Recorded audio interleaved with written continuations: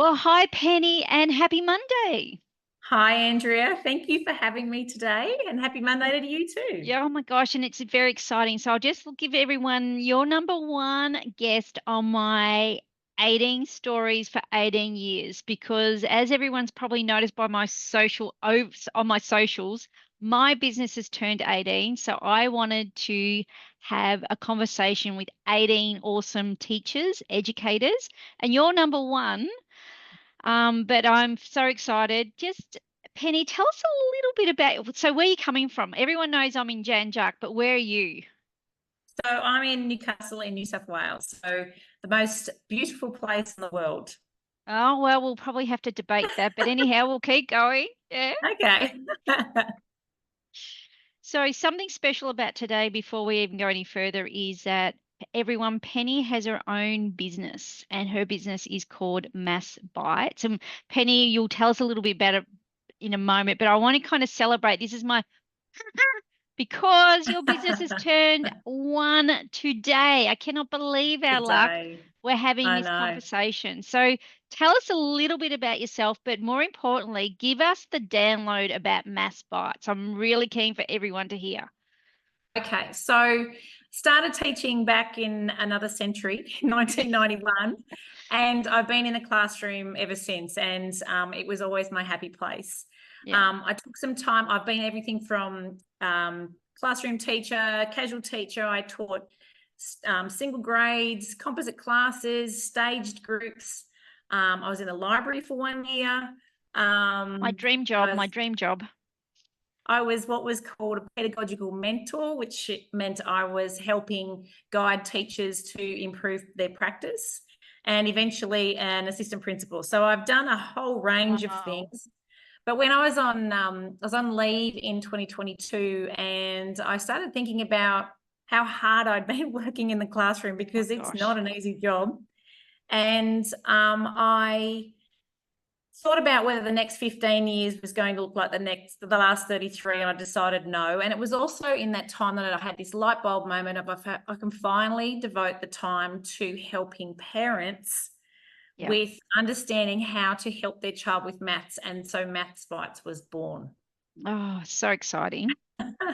So So happy part of for it you. Yep. came from because I was in the classroom, you're forever putting out spotlights with parents about how to help them do certain things with maths because it's a long time since they went to primary school. And even if it was only, a few years ago, the language has changed, some of the strategies have changed, or they've changed their names, and parents are just in a fog. So I thought Yep. I would be the person who came in and I would clear that fog away and just make it easy for them to access the information they need to know. Yeah, I know. I think everyone watching or listening in will actually make a strong connection with that. I mean, I know as an AP, when I was AP for 10 years, I did my best to get parents in for conversations, but I know my net wasn't nowhere near wide enough. And it wasn't when Mm, they needed it. Like I was running, a couple a year at my school, but they need it every week, or they need it when their child does bring home some home mm. learning and they're like, what is this word supertise? Or, Yeah, so exactly. estimate, what does that Exactly. mean? Yeah. So it's And the self-paced. way, yeah, self-paced. So they can, with a membership, they can jump in and out for as many times as they need to. And for some parents, some of it might just click automatically. Mm. And for others, they might need to jump back in later in the year to remind themselves of the words before they start helping. Oh But gosh, that sounds that's the beauty of fantastic. it. That's the beauty of it. Oh, I'm And I thinking that it would designed have it to been. be easy because parents don't need anything extra that's hard.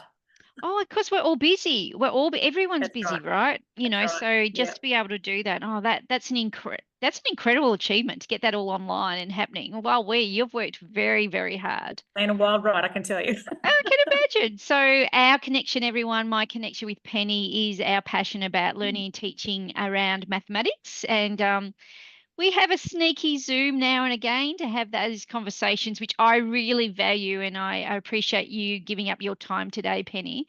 But what I would love you to do is everyone that's an invited guest is going to share three teaching tips, because who does not love a teaching tip? I love a teaching tip myself. So I'm wondering if you mind starting with your first teaching tip, please. Okay, my first teaching tip is to find ways to incorporate maths into everything you do. But the easiest way is to find a really, really good book. And I know that this Oh, one I'm you've got down. intrigued. Yes. So this one is by the Japanese artist that you have got down showcasing in Melbourne. Yes, And we do. when I first opened it, my first things, don't mind all my post-it notes, this is just what I do. Yeah, that's what good teachers do. We label everything, don't we? Yeah, we do. So even for preschool or but straight away it's supervising, and we've got the numeral, the identification, and the words. Perfect. But then we go into lots of dots. Now, Yeah. when I saw this book initially, it was when I was doing updating a video and I was talking about estimation strategies. Estimating needs lots of practice, and the more kids estimate, the better at it they become. So that's what jumped out at me straight away on this page. So how many dots do you think there are on that page? And then what strategy would you use to actually work that out? Yeah. So there's so many conversations. This is a conversation starter for me for maths. Then we go into, same thing here, but we can look at on this one, we've got tiny dots, middle-sized dots, larger dots. How could we categorize those? How many of each do you think there are, and how could you work that out? Oh, So wow. it goes through, this one here, the first thing that jumped out to me was fractions. We've got one out of how many? How many? Yeah, love it. And same with goes for a few pages. Then we've got a change, which we could talk about three, however many's. So fractions again. This one I've got the tag says estimation, fractions, graphing, chance, addition and subtraction, percentages. So Wow. you're ticking a lot of boxes just with one page. Yeah. But you can also do number talks with that, and not even link it to anything specific, but just what do you see? What do you notice? I love number questions. talks. They're one of my favorite things to do. Yeah. And this last one I loved because in kindergarten, they're learning about that a length is a length and it doesn't matter what shape it is. So you could show them that get the piece of string around the edge, then go and find other things that are the same length as that. And even though it doesn't look like it, the length is the length. Yes, cool. So find a book that will just engage their curiosity around maths.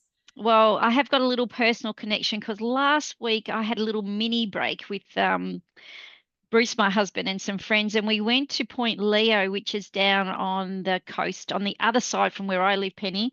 And at one of the wineries there, they had her sculpture of the pumpkin, but in red. Oh. So when I saw your book, I'm like, wow, I could now go on to that. It's called Point Leo Estate. I could go and get a photo of the pumpkin, and we could talk about even size around that. That's So exactly right. Exactly right. And yeah, we could even circumference. we could even survey, would you want the red pumpkin or the yellow pumpkin for our, our foundation? Oh, that's a really cool book. Yeah. And totally agree with you is that we need to get our mathematicians having multiple exposures to the one book, but drawing out all the mathematical opportunities. So, thank you for sharing. That's going to go straight into the cart online after our chat. I just love, and I love how it's a board book too. Yes. It will last, right? It's going to last. it will Yes, last. it will. Yes. Well, thank you for sharing that tip. Have you got another one for us? I do. So my second tip is to have, everyone's got multiple resources and got access to multiple resources, but it's about being clever with the resources. So my favorite resource, and excuse the noise, are these linking cubes. Yep. You could use counters, which I also have, but these linking cubes do whatever you can do with counters and so much more. Obviously, they don't come in a Ziploc bag, but that's just me again. But the beauty of these is that they cover so many topics in maths. And again, you could build something, you could start a conversation about, for example, early mathematical skills of the fact that a 10 is 10 ones and 1 10 at the same time. Yeah. That's one thing that for place value and for all of the things they learn afterwards is so Mhm. important. So they can actually, I don't have 10 there, you can see that, but they can actually see that it's made up of 10 ones. Yeah, Not the same as the definitely. MAB because they're not the right size, but it doesn't matter. It's the concept No. that we're trying to get across. And but these things are brilliant for teaching volume because you can see the rows Yes, and the depth and I how many agree. layers, and you can see the multiplicative nature of volume, and Mm, that's why they're linked, and teaching one thing while you're teaching the other thing. yeah, I love So it. I love these, but I have my four favorite resources are these, the counters, plain old dice, and a pack of cards. Yeah. Yeah. I know that if I'm like next week I'm speaking at a conference and the participants are bringing things, and I think they were about the four things I said to them. That's all they need for the whole Yeah, day. We'll be able to yeah, get as much mass that's right. as Yeah. we can. Yeah, that's great. I also I know that I do it and a task it's called or can be any number, but it could be 27th Street or 14th Street. And I give the mathematicians that number of those multi-link cubes and they make a building and then we look at everything, all the dimensions around Yeah, it. Oh, yeah. I totally agree with you. Yeah. And And it's so easy for little mathematicians then to see that if you've got 14 cubes, how many different ways it can look. oh yeah, Just visually, like without even going into any more of the maths, that's 14, but yeah, so's yeah. that. Yeah. And So it doesn't change. We don't have to recount them. That that's is right. 14. Trust the count. We've just got 14. It looks different in different ways. Absolutely. Yeah, Yeah. I love it too. And I know that, some schools don't have a lot of resources. So what they want to do is make sure they buy the ones that they're going to Yes. get the most out of. Yeah, I definitely think that too. Yeah, oh, that's cool. Mm, I'm also thinking about that beautiful book that you had. You could recreate that page with all the different, yeah, that's the right. colored dots. You could Yes. recreate that with those resources. Kind of Yes. like making things 2D to 3D. So That's yeah. exactly right. And then there's all those because of those connections, because there's kids often have difficulty knowing that, okay, well, this is a cube and that's a square, but they don't get the link. That's right. So, hmm, Yeah, I yeah, agree. I know yeah, that will be interesting because that idea of a cube is very does transfer to our big MAB yes. of 1,000 because Mm, some of our mathematicians think that has a value of 600 because they don't understand that they're all stacked up. that's right. Yeah, Yeah, that's yeah. a misconception. Oh, that's cool. Okay, tip number three. Well, my Putting tip the number pressure on. Sorry, Pen. no, then my tip number three is just to utilize Yep. each other Yeah. as a True. resource. Don't Mm, go and reinvent the wheel. You're not an island. I was an island when I first started teaching for such a long time because I thought I had to do it all. yeah. You don't have to do it all on your own. And the best resource you've got is the teacher down the hall or via email or via Zoom. Yeah. And it's you need to collaborate. The job is difficult enough Yep. without having trying to do everything yourself. So I think out of all of the advice I would give teachers is just to utilize Yeah. utilize each other, and because everyone's got their strengths Mm, and everyone's got something that they can learn from somebody else. And if you're open enough to sharing your ideas and also listening to others, you'll not halve your workload because that's near impossible, but you'll make it a lot less. yeah, I agree. And also you value each other, right? Like Absolutely. it is a busy job Yeah, and it is full on, but if we value each other, I that's know right. that I learn something new every day. So for example, from this book chat, I've got a new book. And Yes. I've got all a series from this chat, series of activities now to apply to that. And Mm, I think that's probably why you and I have also made a strong friendship, Penny, because what we both are creating, I'm creating the hub, you've got your mm. mass bites. I believe we're in partnership in what we're trying to do. I agree too. I Yeah. mean, we're trying to get a collection of really great learning and teaching, accessible, self-paced, and online too. I have got parents a part of the hub because they're home learning.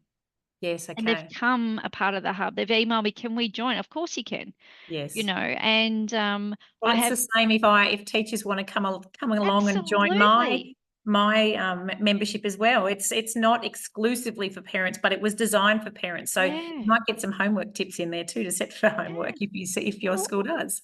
I know that when I'm planning, I go to the same school every Tuesday. I'm very fortunate. And we often have conversations about terminology and strategy. And if, Mm. jumping online to your resource would be very, very helpful. So, Hmm. what I'd probably like us just share with us, Penny, how do we access your Mass Bites? Like if we're really keen, and I know everyone will be, how do we access it? So you jump online to mathsbites.com.au, Yeah, cool. or you can follow me on socials and in the bio, everything's link in bio, Yep, but there's a link there which makes it a little bit more user-friendly on a mobile, and it just takes yep. you to a page that's far more easy to navigate on your phone than it is the whole website. But And I have to say, you need to follow Penny on her socials. I'm always, you probably have noticed, guys, because you would be following me because you're on my newsletter link that I'm often sharing Penny's ideas. So yeah, that's just a no-brainer to follow you. So that's good. thank you. Thank you. But yes, but just they can email me. There's an email link there, but they Yeah, can email me at penny@mathsbites.com.au if yeah, they've got questions or if they've got any queries or they want to ask something about whether or not it's right for them or whatever. yeah. Just contact me and we'll have a chat. Yeah, that's excellent, Penny. I know that your Mass Bites would be practical, holistic in terms of thinking about strategies, not just the answer, and Oh, really building that yes, mathematical language. So, yes, absolutely. wow, well, thank you for being my first person, and congratulations again for lasting a whole year. It's a big thing Thank when you you. start a business. It Just, is. It I'm is. 17 years on, but it is a big thing. So I congratulate you and thank you very much for your time today. And I will make sure that I'll link you into everything, Penny, so people can contact you as well Okay, through this. fabulous. Thank you so So much. thank you for being my first teacher chat. So the number one out of 18, only 17 to go. I've got this. It's going to be fun. Thanks, Penny. Thanks, Bye. Andrea. Bye.